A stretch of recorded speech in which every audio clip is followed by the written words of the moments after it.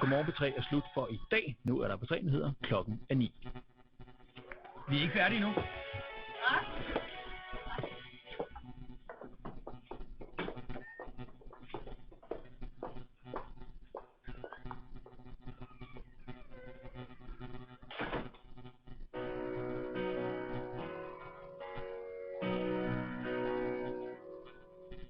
Hvis du vågner med en nedtur, alene og forladt, og den eneste, der skriver dig er 12 og skat. Hvis din vægt er kravlet op bag